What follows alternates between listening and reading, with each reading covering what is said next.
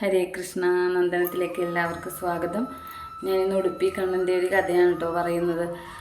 പണ്ട് പണ്ട് കാലത്തെ ഒരു ബ്രാഹ്മണൻ ഉടുപ്പിക്കണ്ണനെ കാണാൻ ശ്രീകൃഷ്ണസ്വാമി ഉടുപ്പി ക്ഷേത്രത്തിലേക്ക് പോവുകയാണ്. അന്ന് ഇന്നത്തെ പോലെ വാഹന സൗകര്യങ്ങളൊന്നും ഉണ്ടായിരുന്നില്ല. ആ കാലത്ത് അദ്ദേഹം ഇങ്ങനെ നടന്ന് ക്ഷീണിച്ചപ്പോഴത്തേക്ക് ഭഗവാന്റെ അടുത്തേക്ക് പോകാനായിട്ട് ഇനിയും താമസമുണ്ട്. അപ്പോൾ അദ്ദേഹം നോക്കുമ്പോൾ ഒരു തുളസിക്കാട് കാണും. അദ്ദേഹം ആ തുളസിക്കാടിൻ്റെ അവിടെ അരികെ മാറിയിരിക്കും. എന്നിട്ട് ധ്യാനിക്കും. അദ്ദേഹത്തിന് തുളസി ഭഗവാന് ഏറ്റവും ഇഷ്ടമാണല്ലോ. ഭഗവാന് തുളസിമാല കെട്ടി അദ്ദേഹം സൂക്ഷിച്ചിട്ടുണ്ട്. ഭഗവാന് കഴുത്തിൽ അണിയിക്കാനായിട്ട് കയ്യിൽ കൊണ്ടുവരണം. അദ്ദേഹം അങ്ങനെ ഇരിക്കുമ്പോഴത്തേക്കാണ് അദ്ദേഹം മനസ്സിലിങ്ങനെ ധ്യാനിക്കും. ക്ഷേത്രം ഇങ്ങനെ കാണുകയാണ് മനസ്സിൽ. അദ്ദേഹം ഉടുപ്പി ശ്രീകൃഷ്ണസ്വാമി ക്ഷേത്രം കാണുന്നു. അദ്ദേഹം അവിടെ ചെല്ലുന്നു. ഭഗവാന് ശ്രീകോവിലിനടുത്ത് ചെല്ലുന്നതും മാല എടുക്കുന്നതും അത് ഭഗവാന്റെ കഴുത്തിൽ ചാർത്തുന്നതും ഒക്കെ മനസ്സിലിങ്ങനെ ധ്യാനിക്കുകയാണ്, കാണുകയാണ്, മനസ്സങ്കല്പം ചെയ്യുകയാണ്. മാനസ പൂജ നടത്തുന്നത് പോലെ അദ്ദേഹം ഇങ്ങനെ ഓർക്കുകയാണ്. 2-3 പ്രാവശ്യം അദ്ദേഹം ഇങ്ങനെ കഴുത്തിൽ അണിയാൻ ചെല്ലും. മാല താഴത്തേക്ക് അദ്ദേഹത്തിൻ്റെ കൈ തട്ടി താഴത്തേക്ക് വീഴുന്നു. ഭഗവാന്റെ കഴുത്തിൽ വീഴുന്നില്ല. വീണ്ടും അദ്ദേഹം ഒന്നുകൂടി അങ്ങനെ മനസ്സിൽ സങ്കല്പിക്കും മാലയിടുന്നതായിട്ട്. പക്ഷേ അപ്പോഴും താഴത്ത് വീഴുന്നു. അങ്ങനെ 2-3 പ്രാവശ്യം മാലയിടാൻ ശ്രമിച്ചിട്ടും മാല ഭഗവാന്റെ കഴുത്തിൽ അണിയാൻ കഴിയുന്നില്ല. അപ്പോൾ അദ്ദേഹത്തിന് സങ്കടമാകും. അദ്ദേഹം ഇങ്ങനെ അവിടെ കരഞ്ഞുകൊണ്ടിരിക്കും. ഭഗവാൻ, എന്താണ് എൻ്റെ മാല അങ്ങ് സ്വീകരിക്കാത്തത്? ഞാൻ എന്ത് തെറ്റാണ് ചെയ്തത് എന്നൊക്കെ പറഞ്ഞ് ഭയങ്കര സങ്കടത്തിലിരിക്കുമ്പോൾ കുറേ ആൾക്കാർ ആ വഴി പോകുന്നുണ്ട്. വഴിയെ പോക്കരെല്ലാം നോക്കിയാണ് ഇദ്ദേഹത്തെ നോക്കി പോവുകയാണ്. അദ്ദേഹം അതൊന്നും അത്ര അദ്ദേഹം കരഞ്ഞുകൊണ്ടിരിക്കുമെങ്കിൽ ആരും അത്ര ശ്രദ്ധിക്കാതെ എല്ലാവരും നോക്കി പോവുകയാണ്. അപ്പോൾ കുറച്ച് ബ്രാഹ്മണർ ഇങ്ങോട്ട് വരും. അപ്പോൾ അവരും അങ്ങോട്ട് ക്ഷേത്രത്തിലേക്ക് പോവുകയാണ്. അവർ ചോദിക്കും, എന്താണ് ഇങ്ങനെ കരയുന്നത് എന്തിനാണെന്ന് ചോദിക്കും. അപ്പോൾ ഇദ്ദേഹം പറയും, ഞാനിങ്ങനെ മാല ഭഗവാൻ ഇടാൻ നോക്കി മനസ്സിൽ കരുതി മാനസപൂജ ചെയ്തതാണ്. ഞാൻ മനസ്സിൽ കരുതിക്കൊണ്ട് സങ്കല്പിച്ചുകൊണ്ട് ഭഗവാൻ ചാർത്തിയിട്ട് അത് ചാർത്താൻ പറ്റുന്നില്ല, മാല താഴത്തേക്ക് വീണു പോകുന്നു എന്ന് പറയും. അപ്പോൾ അവർ പറയും, ഇതെന്ത് ഭ്രാന്താണ് ഇങ്ങനെയൊക്കെ പറയുന്നത്? എന്താണ് അങ്ങനെയൊക്കെ ചാർത്താൻ പറ്റുമോ? ഇതെന്തിനാണ് വെറുതെ അനാവശ്യമായി കരയുന്നത് എന്നൊക്കെ പറഞ്ഞ് ആ ബ്രാഹ്മണർ അങ്ങോട്ട് പോകും. അവരുടെ മനസ്സിൽ അത്രയ്ക്ക് ഭക്തി തോന്നിയിട്ടില്ല, അതാണ്. അതിനുശേഷം വീണ്ടും കുറച്ച് കഴിയുമ്പോൾ വേറെ കുറച്ച് ബ്രാഹ്മണർ വരും. അവരും വന്ന് ചോദിക്കും. അപ്പോൾ അദ്ദേഹം കാര്യങ്ങളൊക്കെ പറയും. അപ്പോൾ ആ ബ്രാഹ്മണർ പറയുന്നത് എന്ന് പറഞ്ഞാൽ, താങ്കളുടെ മനസ്സ് ഭക്തി അത്രയ്ക്ക് എത്തിയിട്ടില്ല, ഭഗവാനോട് അത്രയ്ക്ക് ഭക്തി വന്നിട്ടില്ല എന്നാണ് അവരും പറയുന്നത്.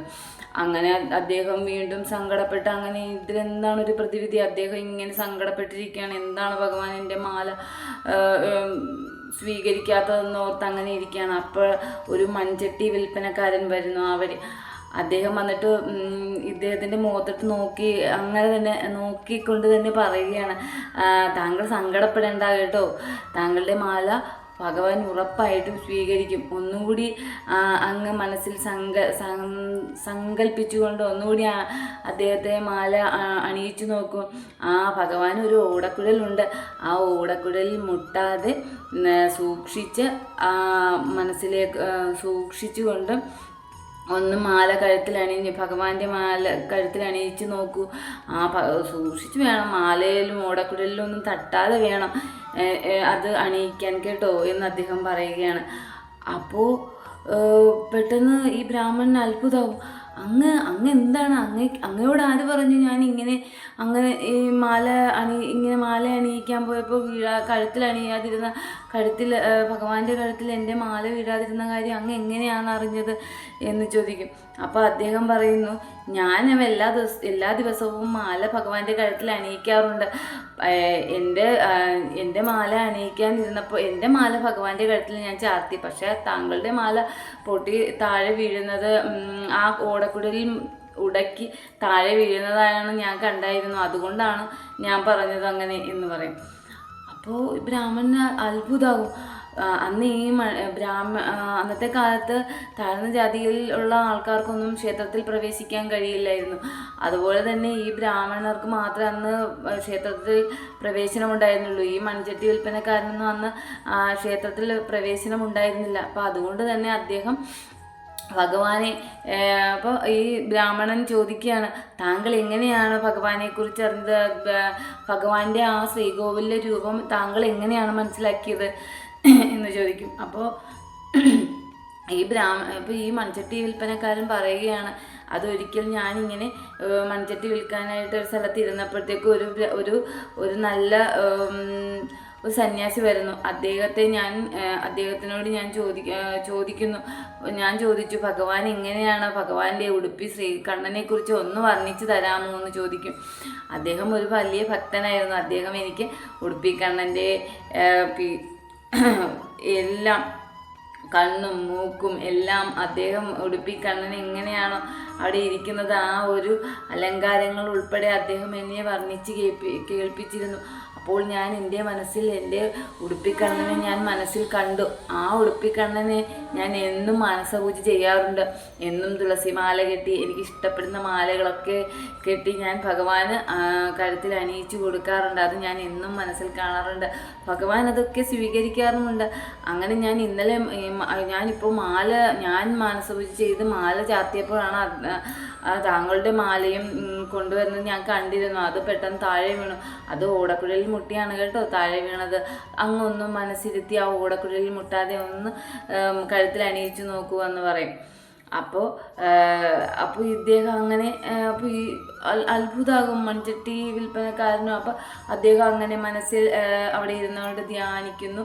ഭഗവാനെ ആ മാല ഓടക്കുഴലിലൊക്കെ മുട്ടാതെ അങ്ങനെ മനസ്സിൽ ധ്യാനിച്ച് അദ്ദേഹം ആ കഴുത്തിലണിയുന്നു. അപ്പോൾ അദ്ദേഹത്തിന് ആ മാല ഉടുപ്പിക്കണ്ണൻ്റെ കഴുത്തിൽ മാല ചാർത്തി എന്നുള്ളത് അദ്ദേഹം മനസ്സിൽ സങ്കല്പിച്ചു. അത് നടക്കുകയാണ് മനസ്സിൽ ആ സങ്കല്പം, അത് സത്യമായി. അപ്പോൾ അദ്ദേഹത്തിന് മനസ്സിലാകും എത്രയോ ഭക്തനാണ് ക്ഷേത്രത്തിൽ കയറാൻ കൂടി കഴിയില്ലാത്ത ആ മൺചട്ടി വിൽപ്പനക്കാരനാണ് യഥാർത്ഥ ഭക്തൻ, ഭഗവാന്റെ പ്രിയപ്പെട്ട ഭക്തൻ അദ്ദേഹമാണ് എന്ന് പറഞ്ഞ് ആ ബ്രാഹ്മണൻ ആ മൺചട്ടി വിൽപ്പനക്കാരൻ്റെ കാലിൽ വീണ് നമസ്കരിക്കുകയാണ്, അത്ര വലിയ ഭക്തൻ്റെ. അപ്പോൾ ചിലപ്പോഴൊക്കെ നമുക്കും അങ്ങനെ ക്ഷേത്രത്തിൽ പോകാൻ പറ്റാത്ത സാഹചര്യങ്ങളൊക്കെ ഉണ്ടാവാറുണ്ട്. അപ്പോൾ നമുക്കും ഇങ്ങനെ ഭഗവാനെ മാനസപൂജ ചെയ്ത് ഭഗവാനെ പ്രസാദപ്പെടുത്താൻ നമുക്കും കഴിയും. അങ്ങനെ എല്ലാവരും ചെയ്യണം കേട്ടോ. ഇത് ഭഗവാന്റെ ഭക്തി അത്രയാണ്. നമ്മൾ ഒന്ന് മനസ്സിൽ ഭഗവാനെ ഒരു പ്രാവശ്യം സ്മരിച്ചാൽ ഭഗവാൻ ഒരു 10 പ്രാവശ്യം നമ്മളെ സ്മരിക്കും. അങ്ങനെയാണ് നമ്മുടെ കുറച്ച് നാൾ നമുക്കൊരു സ്നേഹം ഭഗവാനോട് തോന്നിക്കഴിഞ്ഞാൽ ഭഗവാൻ പിന്നെ നമ്മൾ മറന്നാലും ഭഗവാൻ നമ്മളെ മറക്കില്ല. അങ്ങനെയാണ്. അതുകൊണ്ട് എല്ലാവരും മാനസപൂജയൊക്കെ ചെയ്യാൻ ശ്രമിക്കണം കേട്ടോ. എന്നും എല്ലാവർക്കും ഭഗവാന്റെ അനുഗ്രഹം ഉണ്ടാകട്ടെ. സർവം ശ്രീകൃഷ്ണ അർപ്പണമസ്തു. ജയ് ശ്രീ രാധേ രാധേ.